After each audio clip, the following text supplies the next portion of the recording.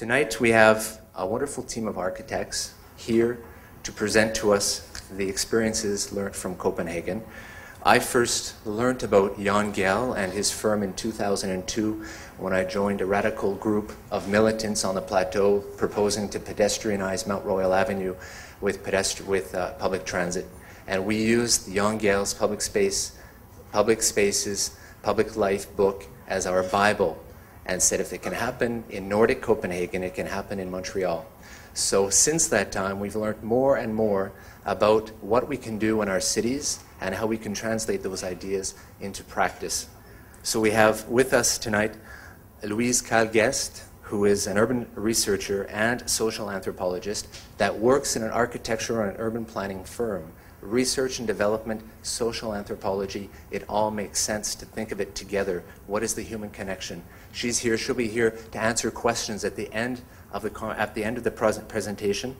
We have the energetic, entertaining, extremely knowledgeable Christian Villetsen, who is a project manager and architect from Gehl Architect. He'll be presenting Gehl Architect as well, so I won't say too much now. Just that Gehl Architect, we know Jan Gehl was here in the spring, last June, to another sold-out room, and it was an amazing presentation. So tonight we're talking about streets designed as public spaces for people, even in Nordic environments. We have the team of the Urban Ecology Center here. Et sans plus tarder, je vous souhaite une très bonne conférence. Merci, bonne soirée. Thank you.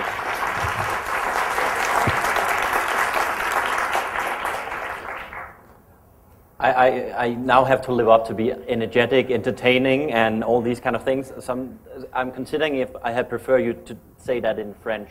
I would start by making an apology. I don't speak French. I actually speak Danish. English is my second language, but I think it's good to build bridges. And what I've learned the last couple of days is second language English is something that's quite common here as well. So hopefully we can meet around that. I have a tendency, I warned the poor people translating that I have a tendency to speak quite rapidly. That's because I have a lot of stuff that I want to talk to you about. And I have a tendency to, use Danish words and make them sound English whenever I sort of missing one. So if that happens, don't hesitate to ask or look confused, and I'll try to sort of elaborate on that. As we just heard, my name is Christian Villetsen. I'm an associate at Gehl Architects. I'm also a research manager in our Gehl Institute, our research institute. On a daily basis, I do a lot of this. I'm responsible for something called the China Sustainable City Program, where we've been doing education in China for the last 2 years. I've been going there about once a month for the last 2 years, working with local planners and educating on making more sustainable cities.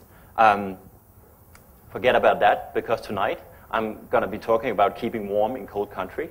I've been encouraged heavily to have as many snow pictures as I could, and I've tried to do that. So hopefully by the end of the lecture it will be convincing that yes, Copenhagen is actually cold as well. But I've been cheating a little bit, because I'm also going to tell you about Copenhagen, about the wonderful changes that happens there. And I'm going to tell a little bit about how we work as a company and what we believe in. And if we have time, I might even tell you a little bit about some of the work we have done. But most importantly, tonight it's going to be about human beings and planning. And that's why I hope you can appreciate, and the camera have seen, if my mom sees this picture, it would be very good. I wore a jacket, because now I'm going to take it off.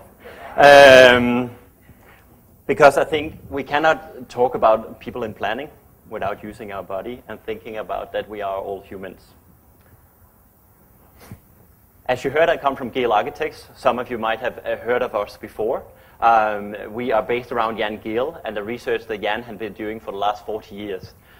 Basically, Jan has been here, so you might even have heard this. It all started with Jan falling in love and getting married with a psychologist in the 1960s.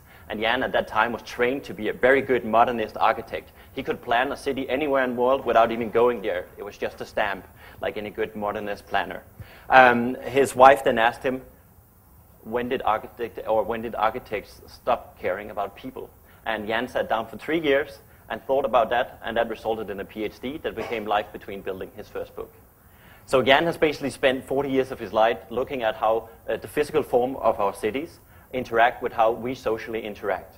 And 10 years ago, That became a company that is Scale Architects, and we have grown. Today we are 40 people. I've been a part of the company for half that time. I've been there 5 years, and when I started, I think we were about 10 people, so we have grown quite a lot.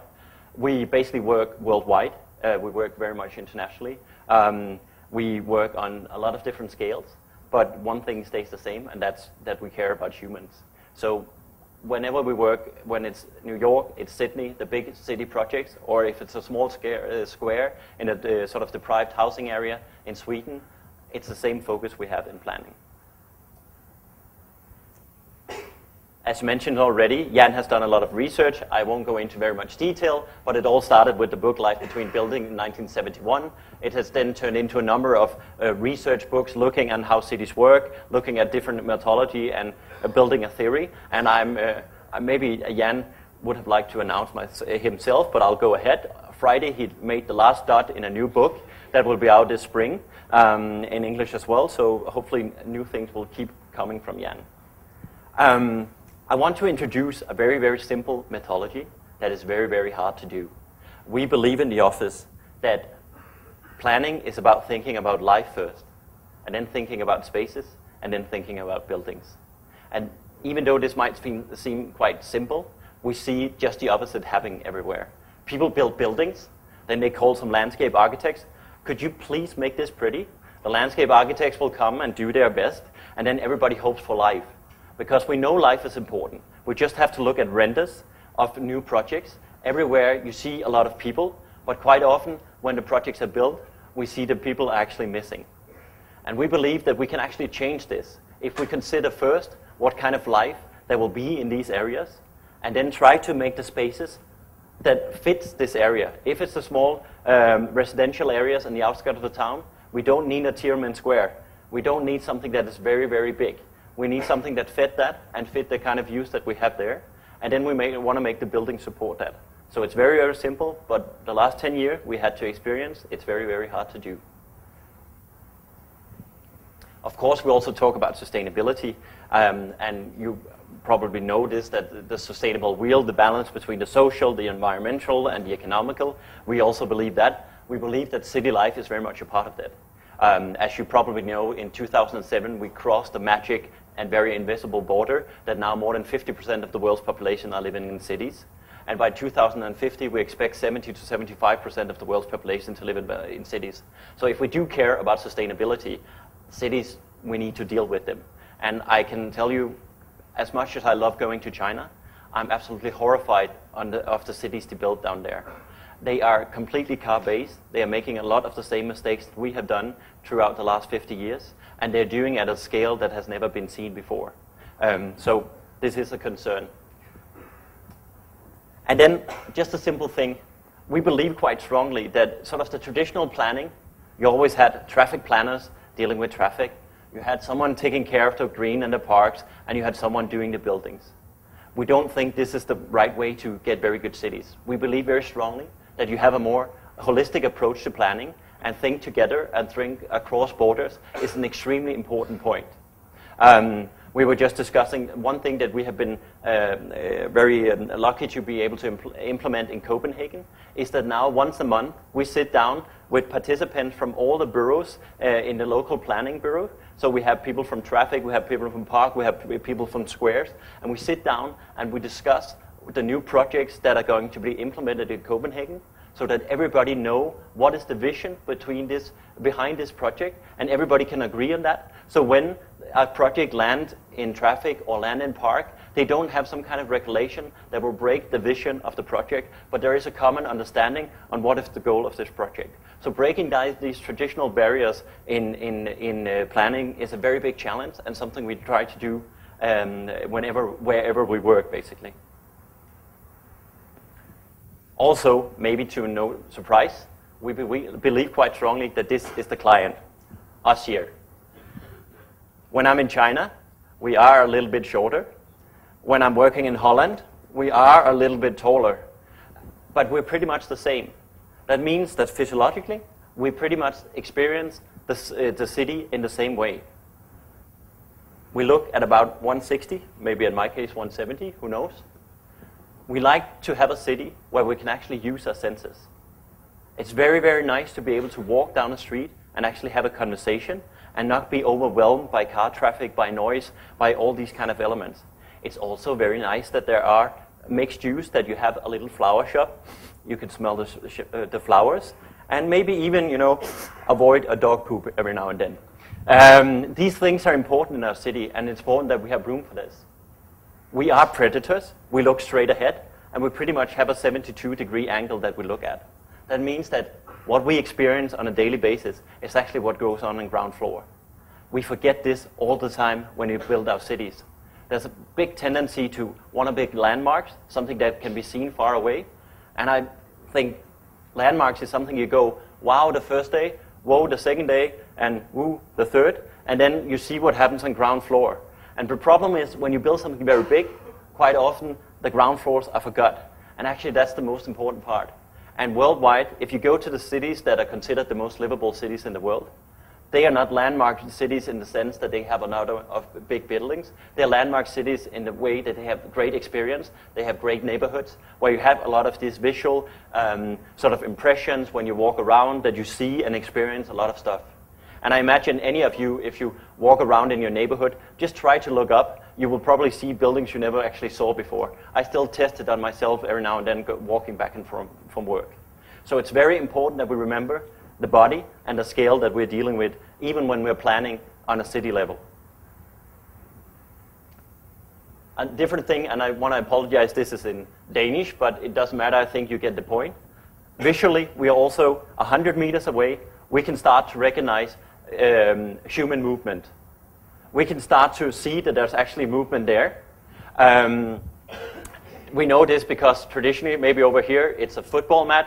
Where I come from, it's a soccer match. You never sat further away than 100 meters.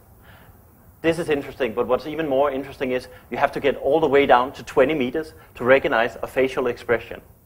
That means if you can imagine me being a pretty young lady, I know it's hard, but try, arriving in a late evening in a neighborhood, arriving by public transport, having to walk home.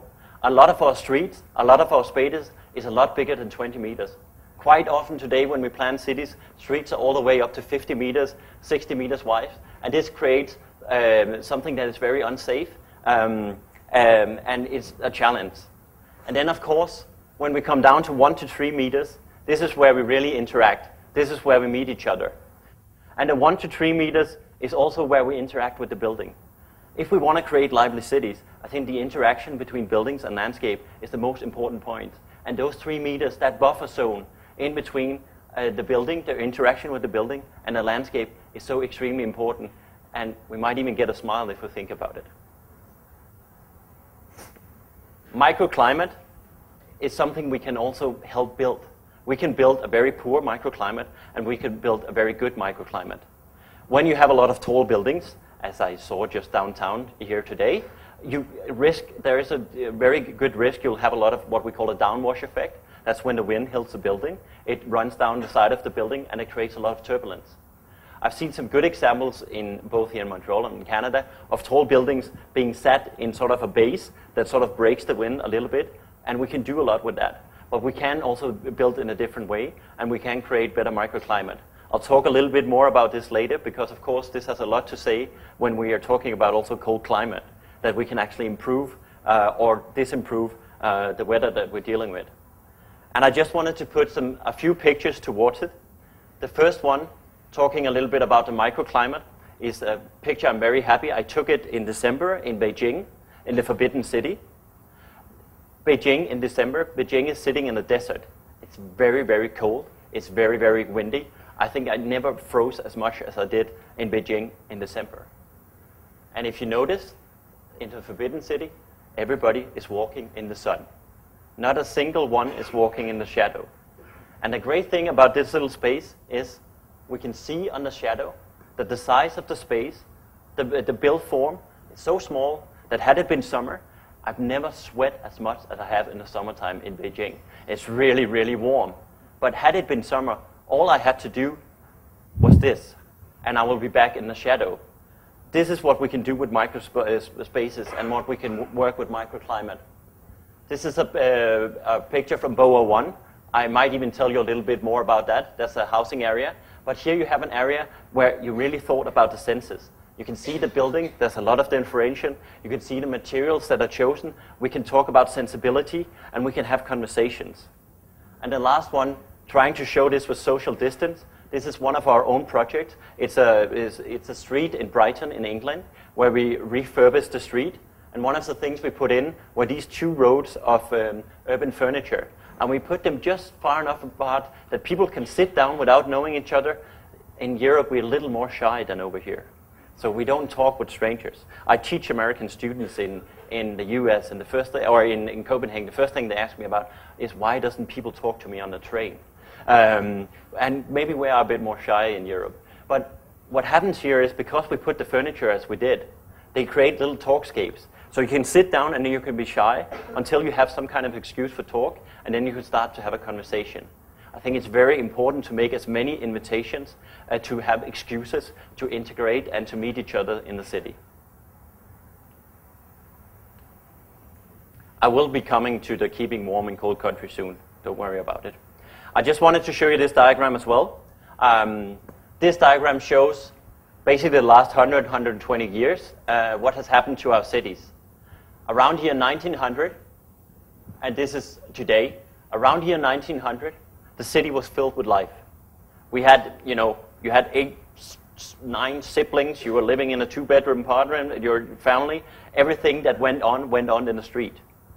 Trades, transport, everything were based in the street. This is what we call necessary activity. What happened is then we got the car, the city structure changed, and what's going on in the city today is more recreational. That's us enjoying ourselves, that's us doing sports, that's us sitting at cafes, that's us going to the cinema. It's us living recreational life in the city. We call this optional activities. There's a huge difference between the two. Necessary activity, hence being necessary, happens anywhere. You don't have to make very good invitation, you don't have to make very good urban design to have necessary activity. So if we don't care, if we just want the necessary activity, we can, leave the cities or leave the spaces as they are, and the result will be that the city life will pretty much be as you see at the bottom here. If we want to have the optional activity, it's very important that we make invitations, because we will only choose to have optional activity if we are invited.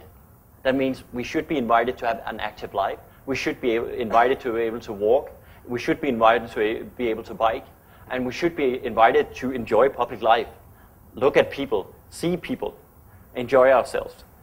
And I think it's very important to understand that people do like people. I'm going to say that probably once or twice more tonight. But I think it's so important to understand when I go downtown Copenhagen and I buy myself a cafe latte and I paid a ridiculous price, you're going to say, woo, now, of 10 Canadian dollars for a cafe latte, and I sit down, it's not because it's, damn good coffee. It's because I like to look at people, and maybe I even like people looking at me. This is what we do in cities, and this is what we enjoy, but we do it when we have the option and when we feel invited to do it. Just to clarify, this is the line that defines the winter world. This here is Denmark, and Montreal I figured you could find on your own, but that pretty much puts us in the same boat. Meaning that we are both part of what is called the winter world and the northern hemisphere. So even though we might not get as much snow, we still have very cold, maybe a little more rainy, very, very long, very, very dark winters. And there we have sort of a bound and sort of a connection. So we dream of summer. In Denmark, basically, we have 10 months of really, really cold fall. And we really, really dream of summer. And we talk about the weather a lot. But we forget to do very much about it. This, I'm ashamed to say, is the downtown square in a new housing area outside Copenhagen. I don't think they succeeded very well. The square here, we zoom in, is not a very attractive place. And they didn't do much to benefit the weather there. The microclimate there, it's not very attractive, as you might imagine.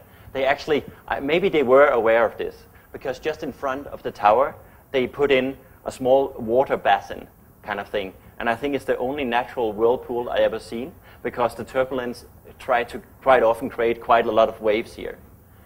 But the whole scale of the place, here you see 6, 7 people, and it still feels like a very cold and very empty place.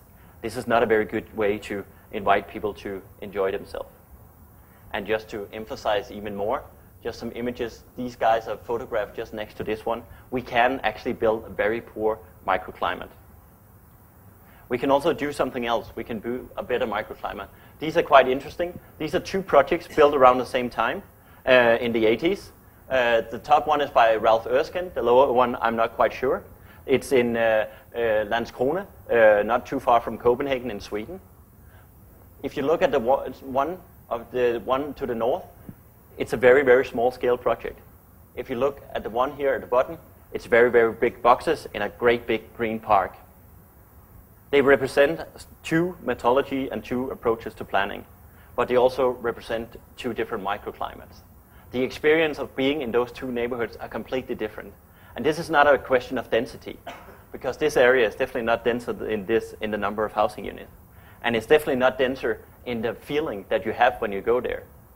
Over here, you feel quite lost, and you don't feel like you're in a very urban context. Whereas here, this is something I can understand, and this is something I can enjoy when you walk around. Now, these projects here have already a couple of days on their way. Of course, a different thing, we know about shadows. They're not so nice when it's winter and cold. If we build very tall buildings, we will have a lot of shadows. If we build something else, we will have maybe more sun opportunities. I just wanted to show you a newer project, and I already showed you a picture. This is called BOA 1. It's done by a senior consultant of ours, Claes Tam, and it's built as a building exhibited, but it's now a part of Malmö, which is sort of a twin city to Copenhagen on the Swedish side. I just wanted to show a little bit about how they worked with building a microclimate on that place. So this is the site out to the water. You have the water out here, you have the site here, and you have a very, very strong western wind at this place. That means that the wind towards the site is extremely strong. What he did is he placed them rather tall, well, in a sort of residential scale, but tall buildings here out to the water, and he's also defining a very beautiful public space. And then he did this. He actually started with a grid, something that was very, very simple. And he said, if I turn and twist the grid a little bit, I'll turn and twist the climate a little bit. And this is quite brilliant, I think, because a triangular space can be a very nice experience in a city. But normally when we build triangular spaces, that means that we have to make triangular buildings as well. Triangular building floor plans, very hard to solve. I was trained as an architect as well. I wouldn't want to do it again. But by doing this, he creates the spaces and he keeps the block structure. And what's even more beautiful, at all these little intersections, as you can see, there's all these little twists and turns where the water is out here and the small residential scale is in here. And he basically breaks the wind. And this is what it looked like over here. And what he actually does is he used the wind to create turbulence that breaks itself. So whenever the wind is there, the wind actually helps break itself with these little twists of the buildings. And that means as soon as you get inside the area, you have a very good climate, even though it's sitting right at the ocean with a very strong western wind. I think it's a very good example. And of course, twisting and turning is also very nice. If this was a straight line, all the apartment would have the exact same quality. But now I can be the one living there on the corner with this view, or I can be the one living on the other corner with the other view. So we also create a bit of quality for the people that are living there. Just a few more images. Just some images from the inside. A lot of small corner parks, a lot of this kind of small scale that creates a very good microclimate. Okay, keeping warm in cold country. I can see I've already lost completely track of time. But I hope I've been fairly good at talking slow, so maybe that sort of adds up. Copenhagen has changed quite a lot over the last 40, 50 years. Jan has a bit of a say in that Jan, as I think the first city in the world, started 40 years ago to count pedestrians. Before that, every city, and that's still the case, every city in the world know exactly how many cars are there. Very few cities around the world know how many pedestrians are there. Jan started counting pedestrians and started giving arguments. counting is very good because politician likes numbers. And that's why it's very easy to be a traffic planner. We have 80,000 cars, but all of a sudden we could say, yeah, well, we have 100,000 pedestrians. And that becomes a strong argument, and you can start to prioritize. So basically the inner city has changed from 1968. We got the first pedestrian street, and then it expanded. And what's interesting is that the more space we gave to people, the more time people spend in that area. So it slowly growed. And at the same time, and I shouldn't give Jan the entire credit for it, we had a very brilliant traffic planner in the city as well. He had the idea that if he wanted to take away parking, he knew that people would say, I need my parking, don't take it away. So what he did is, every year he removed 2 to 3% of the parking in Copenhagen. And what happened is that maybe the squares used to look like this, they were used for parking, this is quite old. What happened is, all of a sudden they were a square. And people, they really liked that. They forgot that there were ever cars there, and they were like, ooh, I can use this. This is quite nice. This is part of my city. And slowly, all over the city, we went from having, I counted these the other day, 42 happy car owners to having several thousand happy Copenhageners. I think it's very easy math to do. And I think I started by entitling this, building a climate or building for a cold climate. I think why this is important is this is about building a culture for public life and building a culture for living in the city. Just an image on eye level. This is another one of the streets in the inner city. It used to be very heavily trafficked. Today it's a shared street that works very well. You have cars, but everything in the layout tells you that this is mixed use, and the cars have to be aware of the pedestrians and the bikes in the inner city. This is the main square. This is the most busy traffic spot. We have the city hall here in the entire city. This is what it looks like today. Even though there's still the same amount of traffic, you feel very safe out in this very well-defined space. Behind the black building, you have the bus stops where you can easily connect to public transport, and you have very good intersection with a very short distance in between. They will let you cross. So you don't have to wait for 5-10 minutes to get across. It's very easy to connect. So we can make most spaces more livable and more inviting. And the result is quite clear. This is just the number of cafe shares throughout the inner city. It has gone up. We have done these studies and investigations. Jan have did these countings every 10 years since 68. And this is just showing the last numbers. In 2005, we were up to 7,000 shares in the inner city. And what's really interesting is when they made the first pedestrian street, everybody was saying, we're not Italians, we're Danes. We won't live out in the city. We won't go to cafes. What are you thinking? Maybe they were a little Italian afterwards. But actually, I've come to realize that I agree. We weren't Italians. We were Vikings. Because in Italy, they stopped going to the cafes in the end of June. We don't. Every year since we started having these cafes in the inner city, the permits that have been given to people having cafe has grown and grown and grown. So now we have permits given for outdoor seating from April till December. So basically the season has expanded. And I don't think it's global heating. I think it's really a matter of building a culture where people can't let go of this public life and can't let go of having life in the city. And of course there's a number of ways to keep warm. We have a number of invitations again, and there's much we can do to invite people to stay in the city. There's of course the blanket, which is standard materials at all Copenhagen cafes. There's the heating in different variation. But there's also creating little pockets of invitation. This looks like a place I might want to sit down, and when I get closer, it looks even more like a place I might want to sit down. We make different intervention. We make sure that we use the light. We use different festivals to expand the period, to expand the season throughout the year. And we work, of course, with lightning, with using this. And of course, you can see the Danish trolleys. Every mom in Denmark needs her cafe latte. So she will still go to the cafe, even though it's very cold and the child might snow in. But we do enjoy this. And the season has really expanded.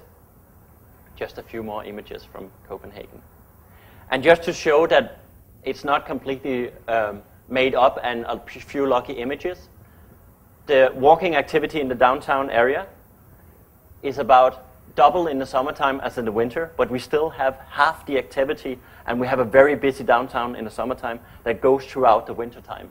And even the stationary activity, it goes down, but we still have stationary activity throughout the entire winter in the downtown area. That means that people are using the public spaces, people are sitting down, people are using the cafes, people are using the parks throughout the winter. And I think it's very much about creating a strong invitation and creating a culture for using the city. And of course, we can invite people to enjoy the positive aspect of the climate as well. I'll just show you a few more pictures. This is, of course, a summer picture, but again, it's just emphasizing the climate. This is, you saw this, it used to be a parking lot. Now it's a very nice harbor front. This is the sunny side. This is the other side. This side has a cafe at every ground floor. This doesn't have a single one. When we are in our part of the world, sun is extremely important. When we work in Central Europe, maybe, or Southern Europe, maybe shadow is more important, but that's a different question. And we can see here, this is Copenhagen. Everybody is sitting in the sun. No one is sitting in the shadow. This here is Italy. Everybody is standing in the shadow. No one is standing in the sun. So we can do quite a lot with microclimate. And of course, there's also the experience of climate. When we're talking about cooling, 0 degrees and no wind and sunshine can feel just as good as 20 degrees and a wind of 8 to 12 meters per second. So the experience of climate is quite different. And I forgot to tell this, but I actually lived in Canada. And I know that you can sit outside in the wintertime and enjoy yourself. I had to dig out on our back porch so I could sit in snow to up here and enjoy the sun and read my book. So I think it's not just an image of the snow, but it's very much about enjoying the good aspects of the climate. We can, of course, do this in our parks. We can do it wherever we walk. We can do it wherever we jog or walk around the city. Just people enjoying themselves. But always you find that there are little pieces, something getting shadow, or not shadow, but something protecting you from the wind and letting you enjoy the positive aspect of the climate. So cold country again, I've showed you this picture from Beijing. They also enjoy themselves there. So this is not a cultural question. This is something that I think is universal. And I think there are some aspects of the human body that are universal, that will happen everywhere. And even in China, they also find themselves enjoying themselves in the sunshine. And just to be sure, if Denmark wasn't cold enough, last May I went to Greenland, where I took this photo. I took these photos of people enjoying themselves in minus 30 degrees, walking the streets of, this is Ilulissat in Greenland. This is how little excuse it takes for kids to have fun, a pile of dirt, and it's a game to enjoy themselves in the snow. These people enjoying the beautiful view. And I can tell you this is cold. So if you don't believe Denmark is cold enough, I can assure you Greenland is. And again, it's very much about giving invitation. This is a path in Ilulissat, and as soon as you invite people, they will use it. And of course, we can do a lot to invite people to use the city. Everybody is not like this guy. Actually, a very few people are like this guy. Yesterday, I also met a die-hard biker biking Montreal. I've seen quite a few of them. I know there's a lot of people even biking in the wintertime. But he also kind of looked like a zombie or maybe a mummy. He was very sort of packed in. And of course, not everybody is like that. But one thing we do in Copenhagen is that we make a lot of effort to make sure that our walkways are cleared so we can still enjoy the recreational opportunities in the city. So we can get around and enjoy the sun, enjoy the lakes, and keep running, keep walking, and maybe even play. And I'm quite proud to say that that's my niece and nephew, and I was partaking in the Green Dragon. I can tell you also that it's completely ecological colors, so no one was hurt building the dragon. We can do a number of stuff that we don't need another invitation to do. As long as there's a park, kids will always find time to bobsleigh, and they will enjoy themselves quite a lot. And they can be very small when they do that, and they can be quite old as well. So people and kids at all ages do enjoy the climate quite naturally. But we can also help them a little bit. This is the lakes in inner city Copenhagen. This is what they look like when Louise and I flew out. People are enjoying themselves, trying to skate. And what the city of Copenhagen did, people walking on the lake, as you can see here, what the city of Copenhagen did is they actually put a Zamboni, is that what it's called, out on the lake, and they cleared a big ring, and they cleared a high-speeding track, so now you can really use the lakes for skating. So they cleared that several times. We now have the lakes frozen over for about 1.5 months this winter, so people can actually go skating and enjoy it. So even though people will enjoy the weather when it's good, you can also help them a little bit, give them a little invitation to enjoy it even more. And of course, people stumbling around. We can also make skating rinks elsewhere in the city. A lot of our urban squares lose their traditional sort of importance in the wintertime. And of course, as you probably well know, we can create a number of these kind of skating opportunities all over the city. This is a round square in downtown Copenhagen where you basically can run in circles all winter long. It's a pretty big attraction. And we make sure, of course, that it's also lit in the evening so people can enjoy themselves and we can expand the city life throughout the evening. Cold country again, we can have festivals. We can do as the Chinese and activate people to keep warm. These are bikes that lit the Christmas tree. I don't know, I don't think the Christmas tree tradition is that strong in China yet, so there can be a little alternative. You can also have skating rinks. This is a new area in Beijing where they have a small skating ring. And of course we see this all over the world, that we can make these kind of invitations. So again, I think this with cold climate, it's about building a culture and it's about making invitations throughout the year. Keeping warm in cold country, Copenhagen, building a bike culture that'll last through the winter. I'll talk a little bit about how we build a bike culture all together in Copenhagen. Basically, 30 years ago, Copenhagen was like most cities around the world, very few people bike. I think it's a common misunderstanding that in Copenhagen everybody has always biked. Actually, that's not the truth. But we started making invitations, we started to invite people to bike, and people started biking. Basically, as you see the red line over here, the entire inner city, every street was improved with very good sidewalks and very good bike lanes. And this was not done as one kind of movement, but this was done over time. So whenever they were refurbishing a street, they made sure they made a good bike lane and they had good walking conditions. And slowly the network grew and the number of bikes grew with the number of kilometers of bike lanes we had in the city. And then we made some simple little tricks that improves it very well. You see the light here, you have a red light for car, you have a white line, that's for public transport, that's for buses, they can go, and you have a green light for bikes. The buses and the bikes are given 6 seconds where they can cross before the green light are given to the cars. That means that you can sit in your bus and you can say, wah-ha, or you can sit on your bike and you can say, and you can go.